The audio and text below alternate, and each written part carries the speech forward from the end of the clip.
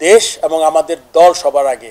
সত্যি সত্যি যারা ক্রিকেট ভালোবাসে এবং ক্রিকেটের জন্য কিছু করতে চায় তাদের আসলে অগ্রাধিকার দেওয়া উচিত। আমাদের দর্শক যারা আছেন এতটা ক্রিকেট পাগল, মানে খেলা পাগল মানুষ, স্পেশালি ক্রিকেট পাগল, সেখানে অনেক জিনিস আসলে আমাদের অনেক এলিমেন্ট ঢুকে যায়। সবার আগে যদি আমি বাংলাদেশি মনে করি, আমি বাংলাদেশ আমার দেশ, তারপর যদি আমার দল চিন্তা করি, বাংলাদেশ ক্রিকেট দল আমার দল, তাহলে কিন্তু আমরা অনেক ধরনের সমস্যা থেকে আমরা বের হতে পারবো। আল্লাহর নাম নিয়ে শুরু করছি। প্রথমেই আমি অত্যন্ত গর্বিত,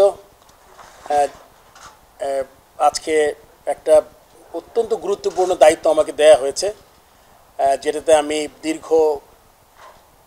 যদি আমার প্লেইং ক্যারিয়ার ধরি 82 থেকে আজকে 42 বছরের বেশি হবে, বিভিন্ন পরিক্রমায় আমি খেলেছি, অধিনায়কত্ব করেছি, তারপর আপনার সিলেকশন কমিটিতে ছিলাম 2 টার্ম, ইনফ্যাক্ট সবাই জানে 2 টার্ম, আমি আসলে 3 টার্ম করেছি, মাঝখানে একটা ছোট্ট একটা টার্ম ছিল যখন আমার প্লেইং ডে ছিল তখন।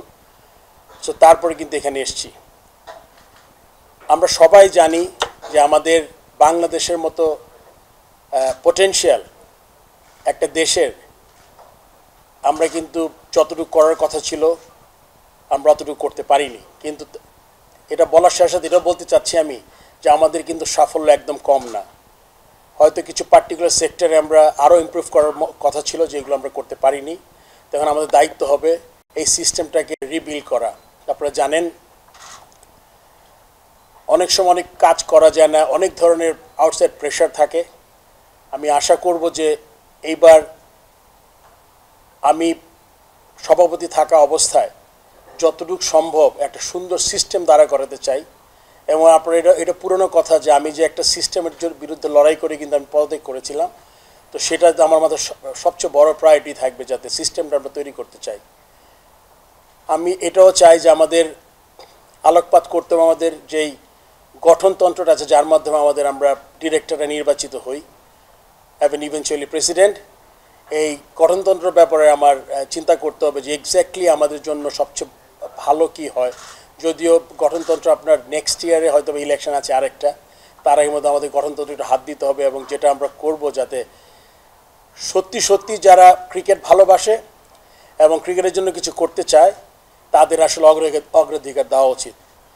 কেননা আমি জানি 18 কোটি দেশের মানুষের দেশে আমাদের দেশের আপনারা, আমরা খেলোয়াড়, আমাদের দর্শক যারা আছেন তারা এতটা ক্রিকেট পাগল, মানে খেলা পাগল মানুষ, স্পেশালি ক্রিকেট পাগল, সেখানে অনেক জিনিস আসলে আমাদের অনেক এলিমেন্ট ঢুকে যায়।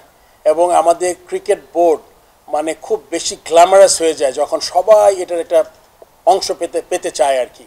সো আমি চাইবো যে এটা অবশ্যই আমরা যাদের আমাদের প্রয়োজন হবে স্টেক হোল্ডারদের আমরা সাথে নিব, কিন্তু এটা কিন্তু প্রথম প্রায়োরিটি ক্রাইটেরিয়া হবে লিগিয়া ক্রিকেটের উন্নতি।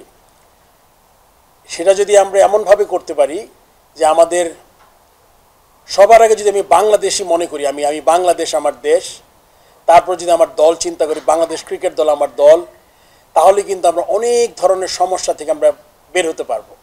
তখন এখানে কোনো পার্সোনাল লাইকিং থাকবে না, তখন কোনো পার্সোনাল এজেন্ডা থাকবে না, দেখবেন আপনার জিনিস সব ইন প্লেস হবে। তার মানে আমরা চেষ্টা করব আমাদের দেশ এবং আমাদের দল সবার আগে, তারপর ইন্ডিভিজুয়ালগুলো ফিট ইন করবে।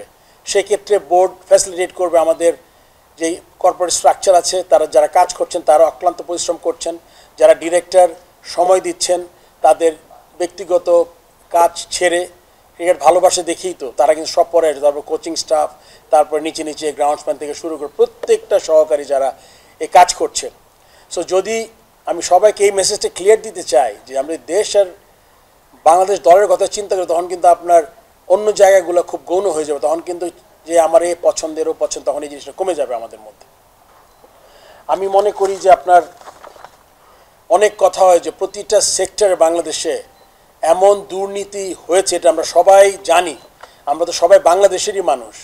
সো সেক্ষেত্রেও কিন্তু আমাদের যদি প্রত্যেকটা অর্গানাইজেশনে যেই দুর্নীতির কথা শুনেছি, এটা ক্রিকেট বোর্ড এটার বাইরে না, যদি এরকম কিছু থাকে ডেফিনেটলি এটা আমরা লুক আফটার করবো, আমরা দেখব জিনিসটা কী হয়েছে, এবং আগামীতে পুরোপুরি দুর্নীতি বন্ধ করা যাবে না, এটা কেউ যদি বলে এটা আমি তার কথা পুরোপুরি বিশ্বাস করবো না, বাট একটা সিস্টেম চালু করতে হবে যেখান থেকে আমরা এই জিনিসগুলো আমরা কমাতে পারবো।